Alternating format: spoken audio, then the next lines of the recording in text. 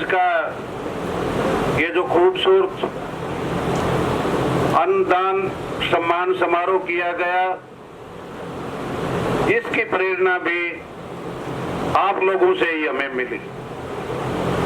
2023 में इस मुहिम की शुरुआत हुई, जिसने धीरे धीरे लोगों में इस धाम के प्रति निष्ठा को बढ़ाया और लोग बढ़ चढ़ करके इसमें भाग ले रहे।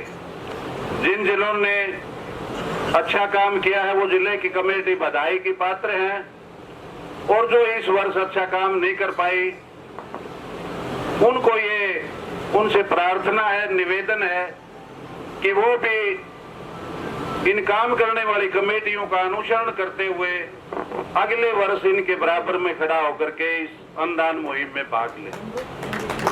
जिन जिन लोगों ने, अब जिन गांव का नाम आया वो गांव और उन गांवों के लोग भी बधाई के पात्र हैं, और वो दूसरे गांवों के लिए प्रेरणा स्रोत भी हैं, ताकि उनकी प्रेरणा से अगले साल दूसरे गांवों में भी ये योगदान बढ़ेगा और इस संस्था का जल्दी से जल्दी निर्माण हो। इस संस्था का निर्माण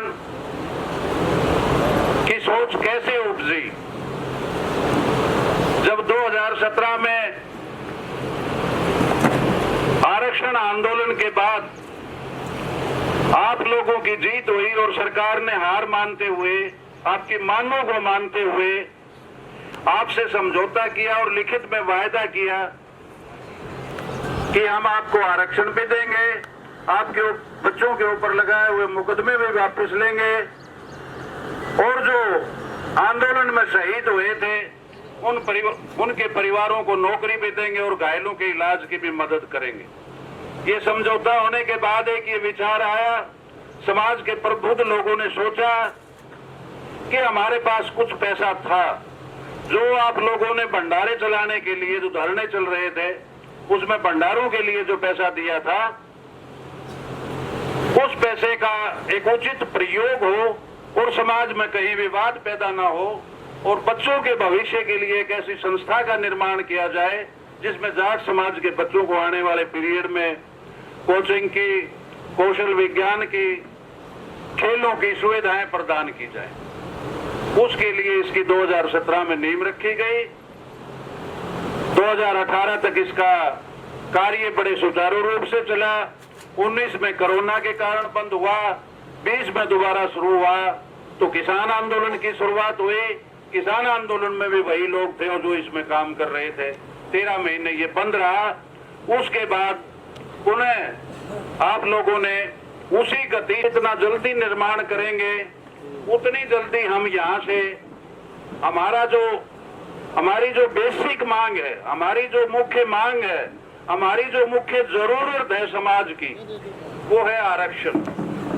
बहुत सारे लोग कह देते हैं कि सरकार नौकरियां खत्म कर रही है, आरक्षण की क्या जरूरत है। इस देश में 23 IIT हैं, इस देश में 21 IIM हैं, इस देश में 11 एम्स हैं, इस देश में 386 सरकारी मेडिकल कॉलेज हैं, जिनमें एडमिशन आरक्षण के आधार पर है। आज हमारे समाज को अगर आरक्षण मिला होता या मिल जाए तो कितने बच्चों का भविष्य उज्जवल होता है। उसके बाद सरकार की नीतियां बनाने वाले और उन सरकार की नीतियों को लागू करने वाले UPSC से आए हुए IAS और IPS कैडर के हमें भी देखिए, आपके सामने उदाहरण है। हमारी पड़ोसी स्टेट राजस्थान, जिसको 1999 में वहां के जाटों को केंद्र में आरक्षण मिला 2 जिलों को छोड़ करके, आज वहां के जाटों की स्थिति क्या है। 1999 से पहले राजस्थान का जाट आपने कभी DC SP कहीं नहीं सुना होगा। आज हरियाणा में 5 SP जाट राजस्थान के लगे हुए हैं, केवल इसलिए लगे हुए हैं कि वहां आरक्षण। तो मेरा कहने का अभिप्राय ये है कि हम इस छोटूराम धाम की प्रगति के ऊपर ध्यान रखते हुए साथ के साथ हमारी जो मुख्य जरूरत है, हमारी जो मुख्य मांग है, उस पर भी हम विचार करते रहे। हम किसी न किसी तरह से सरकार पे दबाव बनाते रहें और समाज को एकजुट करते रहें कि हमारी जो मुख्य मांग है उसको पूरा किया जाए। तो इसी कड़ी में जितने भी जिला अध्यक्ष, जितने प्रदेश स्तरीय और राष्ट्रीय स्तर के पदाधिकारी आए हुए, उनसे अनुरोध है कि सम्मान समारोह के बाद उनकी एक मीटिंग होगी, तो वो ये सम्मान समारोह समाप्त होते ही जाने का प्रयास ना करें। मीटिंग ज्यादा लंबी नहीं चलेगी, आप लोगों के सुझाव लिए जाएंगे कि हमें क्या करना है। तो मैं तो अपने हमारे जो बहुत ही कर्मठ, जिन्होंने अपना जीवन 2006 से लेके और 18 जून तक अपना जीवन जाट समाज को जाट आरक्षण के लिए समर्पित कर दिया, उन श्री